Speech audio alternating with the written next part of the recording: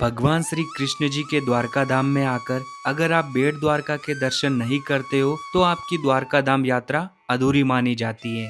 गोमती नदी के तट पर बसे इस द्वारका में भगवान श्री कृष्ण जी का राज दरबार हुआ करता था और द्वारका से 32 किलोमीटर दूर इस द्वीप पर बसे हुए बेट द्वारका में भगवान श्री कृष्ण जी का निवास स्थान हुआ करता था। श्री कृष्ण जी के परम मित्र सुदामा जी से मिलन इसी बेट द्वारका में हुआ था और यहीं पर सोने की द्वारका भी स्थित है और यहाँ पर बने प्रसिद्ध गोपी तालाब और 12 ज्योतिर्लिंगों में से एक नागेश्वर ज्योतिर्लिंग के दर्शन भी हम करवाने वाले हैं। तो पिछले वीडियो में हमने संपूर्ण द्वारका के दर्शन करवाए थे और आज हम आपको संपूर्ण बेट द्वारका के दर्शन करवाने वाले हैं। द्वारका से बेट द्वारका की दूरी 32 किलोमीटर है। द्वारका से बेट द्वारका जाने के लिए आपको बस मिल जाएगी। अगर आप प्राइवेट कैब से जाना चाहते हो तो 3 से 4 हजार रुपए में आपको कैब की सुविधा भी मिल जाएगी और अगर आप 2 लोग हो तो द्वारका से आप 500 रुपए में पूरे दिन के लिए स्कूटी रेंट पर ले सकते हो। बेट द्वारका से 2 किलोमीटर पहले आएगा ये खूबसूरत सा सुदर्शन सेतु ब्रिज। बेट द्वारका पूरा द्वीप पर बना हुआ है। तो पहले बेट द्वारका जाने के लिए ओका से हमें बोट के अंदर बैठकर जाना होता था, लेकिन बाद में इस ब्रिज का निर्माण किया गया जिससे हम अपनी 4 व्हीलर 2 व्हीलर और बस के माध्यम से भी जा सकते हैं। इस सुदर्शन सेतु की लंबाई लगभग 2.5 किलोमीटर है और ये ओखा को बेट द्वारका से जोड़ता है। इसका शुभारंभ 25 फरवरी 2024 को प्रधानमंत्री नरेंद्र मोदी जी द्वारा किया गया था और इसे बनाने में लगभग 1000 करोड़ की लागत आई थी।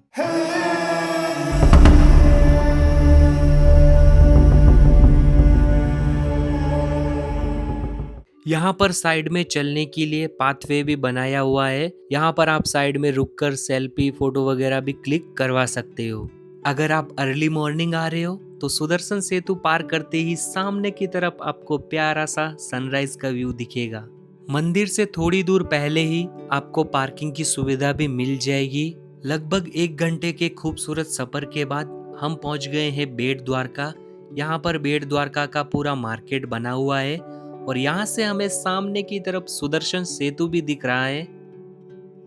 बेट द्वारका पहुंचने के बाद सबसे पहले हम यहाँ पर बने मुख्य मंदिर श्री द्वारकाधीश मंदिर में दर्शन करेंगे। मंदिर में जाने के लिए 2 प्रवेश द्वार बने हैं, जिसमें से पहला ये प्रवेश द्वार है और दूसरा हम यहाँ पे सीढ़ियों से जा सकते हैं। यहाँ पर पूरी सीढ़ियाँ बनी हुई है। दोनों तरफ हमें पूरी लॉकर काउंटर की सुविधा मिल जाती है। मंदिर के अंदर मोबाइल वगैरह अलाउ नहीं है। ये वही जगह है जहाँ भगवान श्री कृष्ण जी रहा करते थे।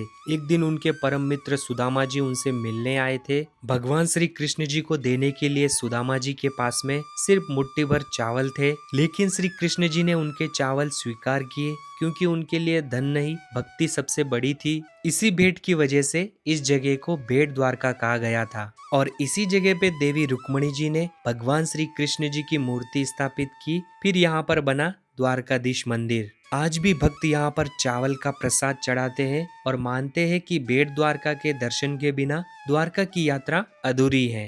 ये मंदिर में दर्शन करने का समय है, इसी समय पर आप मंदिर में दर्शन करने जाइएगा।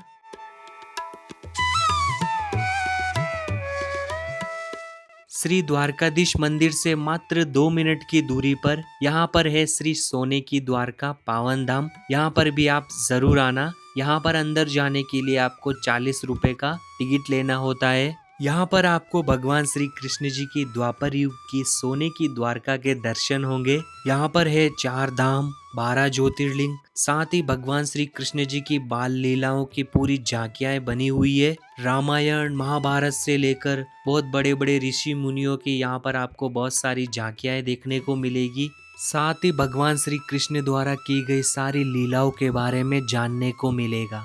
इस जगह पर आप जरूर विजिट करना।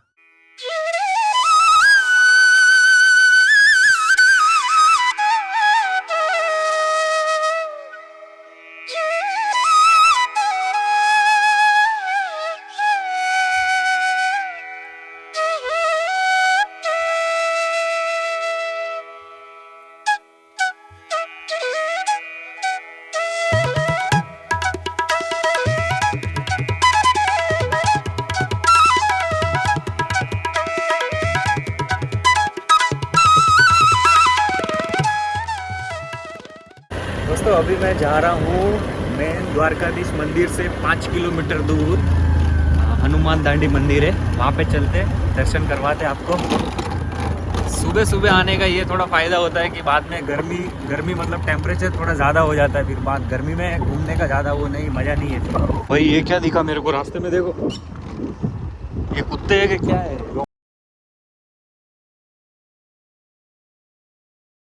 श्री द्वारकाधीश मंदिर से 5 किलोमीटर दूर अभी मैं आया हूँ श्री मकर ध्वज हनुमान दांडी मंदिर में। यह मंदिर काफी प्राचीन एवं त्रेता युग कालीन मंदिर है।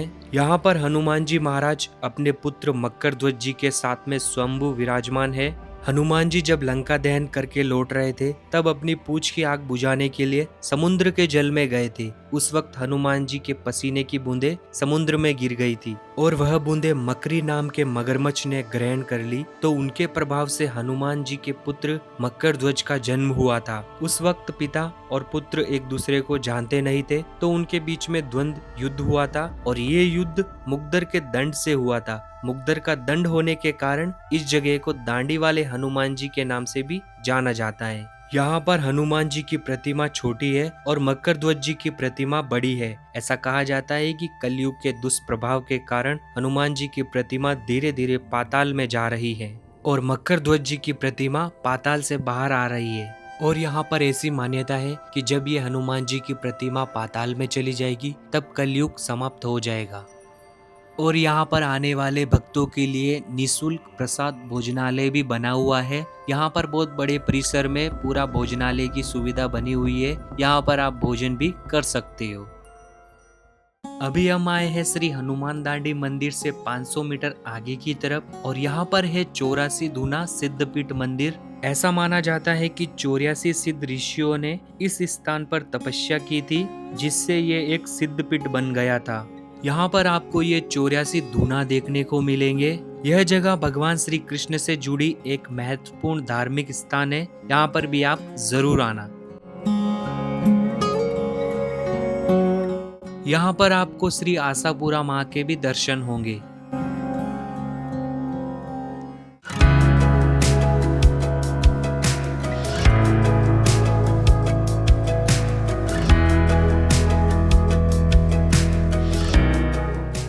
बेट द्वारका से 21 किलोमीटर दूर अभी हम आए हैं गोपी तालाब और यहाँ पर आपको बहुत बड़ा सा मार्केट देखने को मिलता है, जहाँ पर आपको खाने पीने के लिए बहुत सारी चीजें मिल जाएगी। इसके अलावा यहाँ पर आप बहुत सारी शॉपिंग भी कर सकते हो। बहुत सारी यहाँ पे शॉप मिल जाएगी। बहुत बड़ा सा मार्केट बना हुआ है। यहाँ पर हम सबसे पहले दर्शन करेंगे गोपी तालाब और श्री गोपीनाथ मंदिर में। ये मंदिर 5000 साल से भी पुराना है। आप दर्शन कीजिए श्री गोपीनाथ जी के।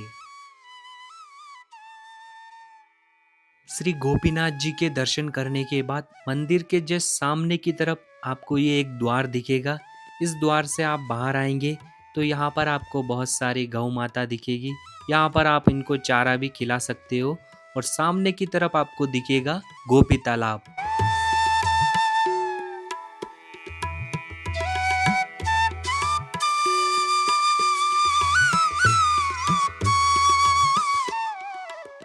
महाभारत के युद्ध के बाद अर्जुन को ऐसा अभिमान हो गया था कि मेरे जैसा धनुर्धर पूरे विश्व में कोई नहीं है। तो अर्जुन का घमंड तोड़ने के लिए भगवान श्री कृष्ण जी ने 16,108 गोपियों को बेट द्वारका से मथुरा भेजने के लिए अर्जुन से कहा। मथुरा जाते वक्त रास्ते में ये तालाब आया था। इस तालाब का निर्मल जल देखकर सारी गोपियां तालाब में स्नान करने जाती हैं। उसी वक्त भगवान श्री कृष्ण जी ने अपने हाथ के मेल से यहाँ पर भील काबा लोगों को उत्पन्न किया और फिर वही काबा लोग अर्जुन को लूट लेते हैं। अर्जुन को लूटता देखकर सारी गोपियां इस तालाब में अपने प्राण न्योछावर करती है। इसलिए इस तालाब को गोपी तालाब कहते हैं और इसकी मिट्टी को गोपी चंदन कहा जाता है। ये गोपी चंदन आपको यहाँ पर मिल जाएगा। गोपी तालाब के पास में ही यहाँ पर ये दूसरा और एक श्री गोपीनाथ जी भगवान का मुख्य मंदिर है। यहाँ पर भी आप दर्शन जरूर करना। गोपी तालाब के मार्केट के पास में ही यहाँ पे श्री राम जी का मंदिर भी बना हुआ है। यहाँ पे भी आप दर्शन करने जरूर आना। इसके अलावा यहाँ पर रुक्मणी जी का मंदिर भी है, जहाँ आपको राम नाम का पत्थर तैरता हुआ दिखेगा। और यहाँ पर श्री लक्ष्मी नारायण मंदिर गोलोक धाम भी बना हुआ है। गोपी तालाब से 5 किलोमीटर दूर अभी हम आए हैं श्री नागेश्वर ज्योतिर्लिंग जी के दर्शन करने। मंदिर के सामने ही यहाँ पर आपको बहुत बड़ा सा पार्किंग एरिया मिल जाता है। यहाँ पर एक तरफ मंदिर बना हुआ है और दूसरी तरफ शिव जी की बहुत बड़ी सी प्रतिमा बनी हुई है। पुराने समय में इस स्थान को दारुका वन कहा जाता था। यहाँ पर दारुक नाम का एक राक्षस रहता था। दारुक शिव भक्त था, लेकिन अपने घमंड में निर्दोष लोगों पर अत्याचार करता था। एक दिन उसने सुप्रिया नाम की एक शिव भक्त महिला को कैद कर लिया था। सुप्रिया और बाकी कैद लोगों ने भगवान शिव की भक्ति की। भगवान शिव उनकी भक्ति से प्रसन्न होकर उन्होंने राक्षस दारुक का वध किया। उस समय भगवान शिव नागों से घिरे हुए ज्योतिर्लिंग के रूप में प्रकट हुए। इसी कारण इस स्थान का नाम पड़ा नागेश्वर ज्योतिर्लिंग। यहाँ पर भगवान शंकर जी की नाग के रूप में और देवी पार्वती की नागिन के रूप में पूजा होती है। इसलिए नागेश्वर में अपने जीवन की रक्षा के लिए गंगा जल के अभिषेक के साथ नाग नागिन का जोड़ा चढ़ाने का भी महत्व है। और ऐसा कहा जाता है कि द्वापर युग में भगवान श्री कृष्ण जी ने यहाँ पर कई बार जलाभिषेक किया हुआ है। यहाँ पर आपको बहुत ही अच्छे से श्री नागेश्वर ज्योतिर्लिंग जी के दर्शन हो जाएंगे। अभी हम जा रहे हैं नागेश्वर ज्योतिर्लिंग से 18 किलोमीटर दूर और द्वारका से 17 किलोमीटर दूर शिवराजपुर बीच पर। यहाँ पर आपको पार्किंग की सुविधा भी मिल जाएगी और बीच के अंदर जाने के लिए 30 रुपीज का टिकट लेना होता है। इस बीच पर आप बहुत सारी एक्टिविटीज कर सकते हो, जैसे scuba diving, parasailing, boat riding. पूरे गुजरात का ये खूबसूरत सा शिवराजपुर बीच, इसे ब्लू फ्लैग टैग भी मिला हुआ है। द्वारका से बेट द्वारका जाते टाइम ये शिवराजपुर बीच रास्ते में ही आता है। यहाँ पर आपको खूबसूरत सा सनसेट भी देखने को मिलेगा।